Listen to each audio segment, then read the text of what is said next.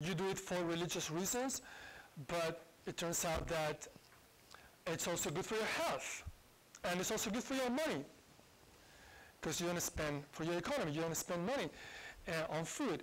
And it's also good for your beauty, because you know, for your looks, because you lose weight, whatever. So it so happens that, but for the most part, those value systems are incompatible and incommensurable. You can't be the richest and the healthiest and the most beautiful and the most moral person at the same time. We try, but we end up being mediocre because we don't achieve in the end anything. Only some people who are truly, truly focused on achieving their goals within a value system will be successful. Let me tell you now about Freud and the therapeutic value system. Let me ask you a question first. You know who Mother Teresa is, right? Yes? Yeah. Was she a beautiful woman? Oh no, she was ugly. She was plainly ugly. Okay, she was a very ugly woman. She was old, ugly, and unhealthy, right? She was old, ugly, and unhealthy. Did she care about that? Did anyone care about that? No, no one cared about that. And the reason why no one cared is that she was functioning within a different system, within a different value system. She was functioning within the religious and moral value system. She was not trying to look good, to look beautiful, to be healthy. I'm sure she missed aerobics more than once. She was pursuing something else. So does it make sense to say, oh yeah, Mother Teresa, oh I know, she was just a poor, ugly, unhealthy woman? Well, so what? She's pursuing something else. I mean, if you look at the guy who spends his whole life in front of the screen looking at the stock market, how the stock market goes up and down, his heart goes up and down with the stock market, eating hamburgers and junk food, not caring about his health or his looks or anything, and you go and tell him, hey, you know, you look really ugly because you don't exercise, and you're getting really, overweight, and your health is really at risk. Shouldn't you? What is he gonna do? What is he gonna say to you? Well, he said, you know how much money I've made today in the stock market? I've made $300,000. What do I care about my looks? What do I care? These value systems are incommensurable. You can't try to apply your value system or any value system to someone who's functioning by another value system. Freud thought you could. And so he convinced all of us that the therapeutic value system is supreme. What did he say about religion? You know what those religious people of the past were? You know, those saints who fasted and who led celibate lives. They were unhealthy people. That's all. That's all there is to say from his viewpoint. They were unhealthy people. What is it? That's what religion is about. It's unhealthiness. Well, the point is, yes, there were unhealthy people, fine. Like Mother Teresa was unhealthy. You know, like people do unhealthy things to achieve our goals. I mean, if you're a firefighter and you get into a house that's burning, that's not the healthiest thing to do. That's pretty risky, but you do it for a different purpose, okay? So he was wrong in trying to impose the therapeutic value system on everyone, thinking that, and he was somewhat successful. So we live this kind of confusion. We understand that Mother Teresa was not healthy, but still we don't care, but we still keep saying, like, you know, you don't give too much money to charity or to the poor people because that is unhealthy for your finances, right? You don't get too involved with your friends' problems because that is emotionally unhealthy.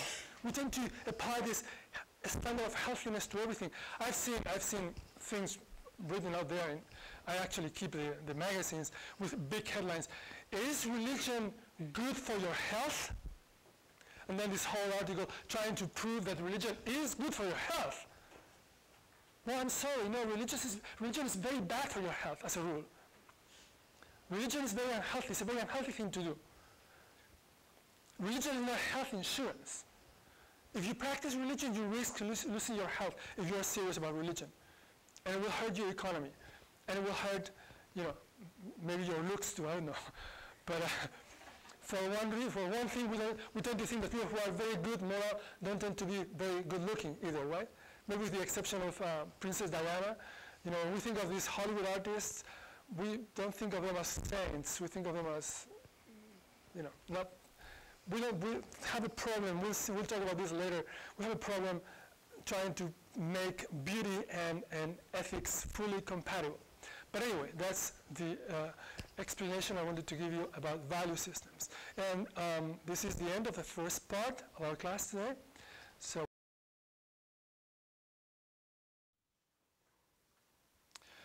Okay, so we're back now, and we're going to continue with the topic for this first lecture of the semester, which is morality and the law. We saw that morality and the law are two different systems of precepts, and then we talked about natural law. We discussed what natural law is, how we define it as the idea that morality is objective and universal. It doesn't vary from place to place or from time to time. And then we discussed a number of other important concepts in ethics, such as value systems and virtue. I'd like to start the second part of the class by discussing the relationship between ethics and aesthetics. That's between the good and the beautiful. And these two concepts, again, are seen differently in the Christian tradition from than in the ancient Greek tradition. Remember I said when I talked about virtue, how the idea of virtue differed in Christianity from the Greek notion of virtue. How for Aristotle, virtue was the mean in between two extremes, the mean between two extremes, which is synonymous with moderation, while in Christianity, virtue is an all or nothing. Well, when it comes to the relationship between the good and the beautiful, we have, again, two different understandings of these concepts. In the ancient Greek tradition, specifically the Platonic tradition, with Plato in this case, the beautiful partakes of the good. So the more beautiful a person is, the closer that person is to God, who is the absolute goodness and absolute beauty. So the beauty we see in the physical world is a reflection of the divine beauty. And therefore, beauty and goodness are somehow identified. They're the same thing. The more beautiful a person is, as I said, the closer the person is to God, which is to say, the better the person is by definition. Not so in Christianity. In Christianity, if anything, there is an opposition between the good and the beautiful. And that opposition is illustrated in the myth of Lucifer, which is at the very origin of the Christian story of creation and the fall. Lucifer was the angel of light, the most beautiful angel, and also the evil angel. His beauty was hiding emptiness, vanity, arrogance. So in Christian thought, there is always this suspicion that beauty may be hiding something evil. If we think of a good person, a saintly person, we don't usually tend to think of those as being like the Hollywood actors or actresses, but more like Mother Teresa, a physically ugly person, a broken person. But we have the feeling that that kind of a person is probably more ethical, better person. Okay, so remember these two ways of thinking because this is going to be very important for later discussions, okay? Now, another concept I'd like to discuss today is that of moral obligation. Moral obligation can be of two kinds. It can be positive or negative. A positive moral obligation is an obligation to do something.